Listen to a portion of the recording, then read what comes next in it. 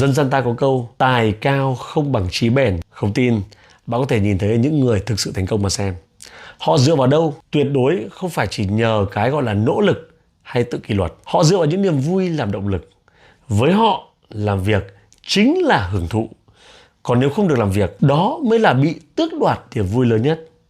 Nhưng với chúng ta, cái mà gọi là sự nỗ lực này, sự tự kỷ luật, thực chất chỉ là trạng thái ép buộc bản thân mà thôi. Bản chất chúng ta không thực sự thừa nhận, không tin tưởng, cũng không yêu thích những gì mình đang làm. Đây chính là điểm phân hóa lớn nhất giữa người với người. Cái gọi là tài cao chính là năng lực, kỹ năng, trình độ, phương pháp làm việc, những yếu tố khách quan. Còn trí lực là sức mạnh tinh thần và chính là động lực nội tại. Đó là bạn muốn làm một việc đến mức nào, bạn tin tưởng vào việc đó ra sao, sức mạnh tinh thần bạn mạnh mẽ đến đâu. Đây mới chính là trí lực. Năng lực có thể giúp bạn đi từ 0 đến 100. Nhưng nếu muốn đi từ 100 đến 1000, 1 triệu hay thậm chí 1 tỷ thì bạn chỉ có thể dựa vào trí lực.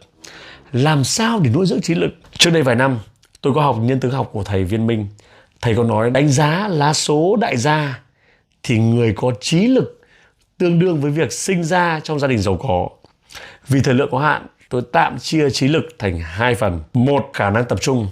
Và 2, đó là niềm tin mãnh liệt. Đầu tiên, đó chính là khả năng tập trung. Tôi thực sự cảm thấy rằng con người hiện đại ít nhiều ai cũng có một chút triệu chứng ADHD, rối loạn tăng động giảm chú ý.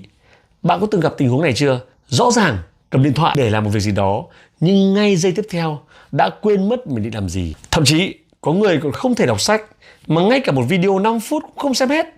Đây chính là căn bệnh của thời đại. Dưới sự xâm chiếm của các nội dung ngắn và việc đọc lướt, mọi người đã đánh mất khả năng tập trung liên tục, yếu tố cần thiết để làm trọn vẹn một việc. Nói đến đây, tôi nhớ đến một nhà kinh tế học, người đoạt giải Nobel, người đã viết cuốn Bản chất của nghèo đói. Trong sách, ông đề cập rằng vào những năm 1980 ở Mỹ, những người nghèo đến mức chỉ ăn được một bữa ăn mỗi ngày vẫn sẵn sàng tiết kiệm để mua tivi. Bạn có hiểu tại sao không ạ?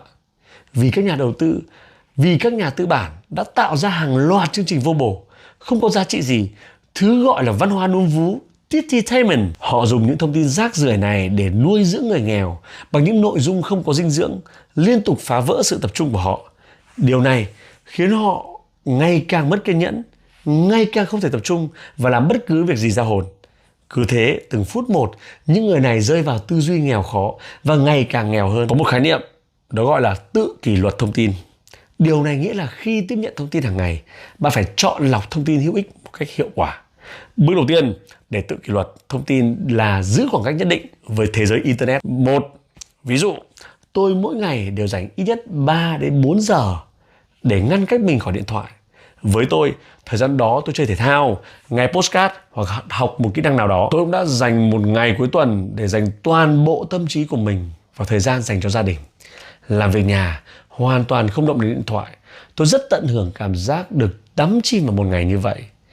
Tôi còn có một người anh đã tắt hẳn tính năng mạng xã hội. Anh ấy nói rằng đầu óc và cuộc sống của mình cảm thấy nhẹ nhõm hơn nhiều. Giống như một chiếc điện thoại bị đầy bộ nhớ, nay đã được dọn sạch. Tôi thực sự khuyên mọi người nên rèn luyện thói quen định kỳ, tách xa các thiết bị điện tử hiện đại và thông qua việc đọc sách, vận động hay thiền định để tìm lại khả năng tập trung của mình. Thứ hai, đó chính là niềm tin mãnh liệt. Tôi kể cho bạn nghe về một người anh của tôi. Anh ấy rất chăm chỉ, thường xuyên làm việc đến 3-4 giờ sáng.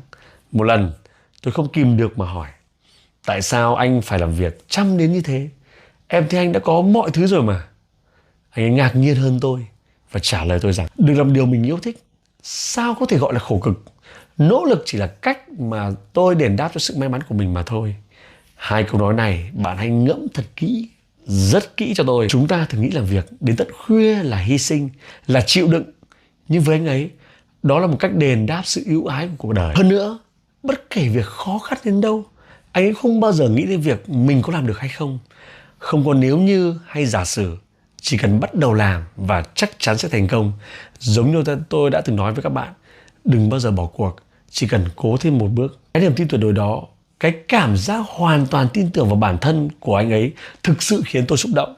Tôi thậm chí nghĩ rằng niềm tin ấy có thể lay động cả vũ trụ, khiến mọi người sẵn sàng giúp đỡ anh ấy. Và có những điều kỳ diệu cứ thế mà xảy ra.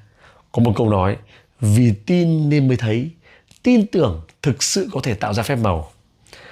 Chúc chúng ta đều có thể tập trung và vững tin để sống một cuộc đời không giới hạn